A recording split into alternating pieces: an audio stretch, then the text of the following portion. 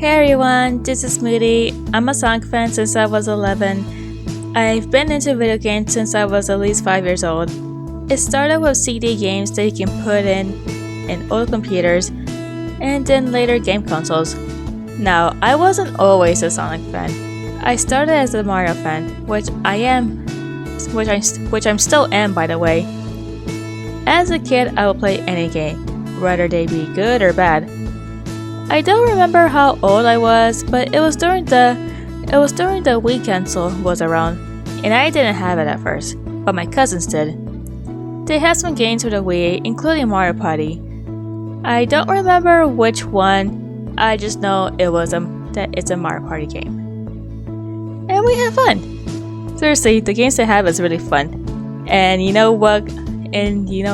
Other games they have? Surprise! It's not Sonic, but it is Super Smash Bros. Brawl, which, by the way, I do not care what everyone else says, is one of the best Smash Bros. Games ever. I love the gameplay, I love the story, I love the character interactions, and I love the adventure. I was so obsessed with the game that when my dad bought a Wii for the family, I was pumped. At first, I started with playing some Mario games. I don't remember when I got it, but at some point, I got Smash Bros. Brawl. I mainly played by myself, but I didn't mind since I get to play the story. And when I was about to battle Taboo, the main antagonist in Brawl, I got introduced to Sonic, and it was a pretty big first impression. Sure, he was so fast to the point of frustrating, especially with his final smash, but I got the hang of it. And not only did I get the hang of it, I actually like how fast he is, and his attitude looks so much fun. After finishing the story, I decided to do a little research about Sonic. I don't think I learned much about Sonic other than the franchise overshadowing Mario at some point. But I thought it was awesome and I wanted to try, without thinking that not all games can be bad. When I was 11, me and my older sister, and maybe our dad, went to Walmart, and that's where I got my first Sonic game, Sonic Rush, for the Nintendo DS, which, by the way, I still have it. See? I even still have the booklet. As a kid at the time, I just think the cover looks cool, and I think Blaze is so pretty. When I played it for the first time, I became addicted. I love the gameplay, and I especially love playing as Blaze, thanks to her jumping way higher than Sonic, and I like her character arc. I didn't care for the story, but I did notice how standoffish and mean she acted at first, until Cream saved Blaze from the angered from Knuckles, who she angered earlier. Blaze looks so sweet and tender after that, and I love how happy and relieved when she saves Cream from Eggman. And when she and Sonic transform into supers, I was blown away. And since then, I became a fan. Blaze was my favorite character at the time, until Silver. Though I became a Sonic fan and wanted to try out all the games, as a kid I knew my parents wouldn't just give me all the Sonic games just because I'd ask them to. So I decided to watch the Sonic stories from YouTube and look up the wiki to learn about the characters. Remember when I said that as a kid I didn't think that not all games are good? Well, as a kid, I thought the stories are good until I got older. Believe it or not, my favorite story at the time was Sonic 2006. Yeah, I know the plot holes and the kissing, but to me it was the best Sonic story, better than Shadow the Hedgehog or Sonic Rebels. On top of that, it's where Silver became my favorite Sonic character of all time. I love how he's so determined to make his world better.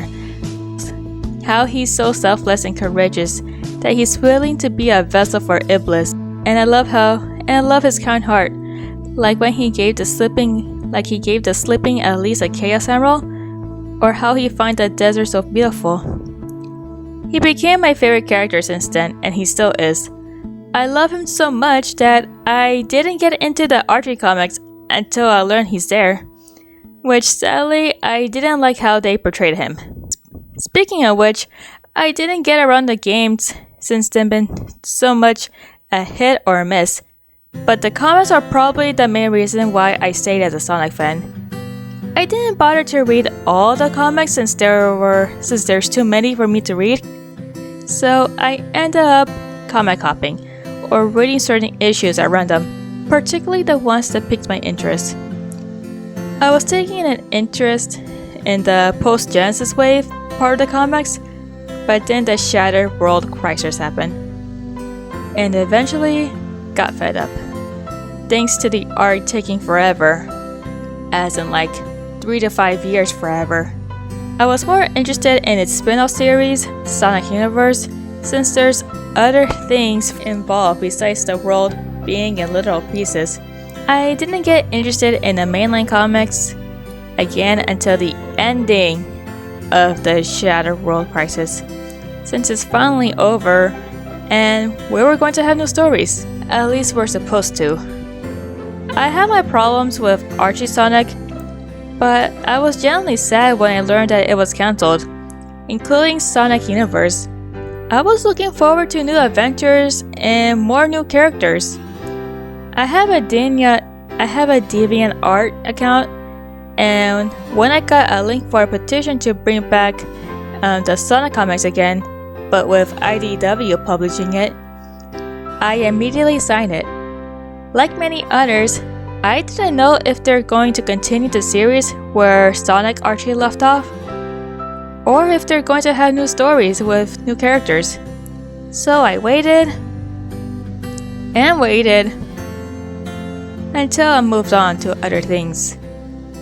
I don't remember where or how, but it wasn't until much later when I learned that IDW Sonic had been published for years. I started to read Sonic from the IDW comics and got hooked. I think the stories are better, and I love the characters, especially Tangled, Whisper, Surge, and Kitsunami. While I do get frustrated with the delays that IDW has been constantly dealing with, I'm still willing to wait for the issues to be released, just because Ian Flynn is such a talented writer. Oh, Ian Flynn. I was losing hope for the Sonic games. That is until Sonic Frontiers. The premise and trailers already looked promising, but what really got me interested was that Ian Flynn was writing the story for the game, and maybe for the future games as well. I knew that the game is in good hands. When I got the game and played it, I fell in love with the Sonic games again. The characters are just like the ones that we know and love. The soundtracks are awesome, and the story had me on the edge of my seat constantly, and the lore makes me want to have more.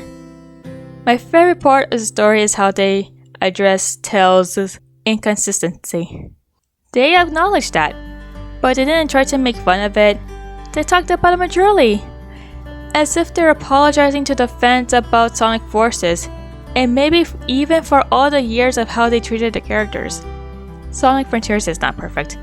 Sonic Frontiers Final Horizon is a mixed bag for me, but it was my favorite game overall, with its story, gameplay, until Shadow Generations was released, and that became my new favorite. I love the story, the gameplay, everything.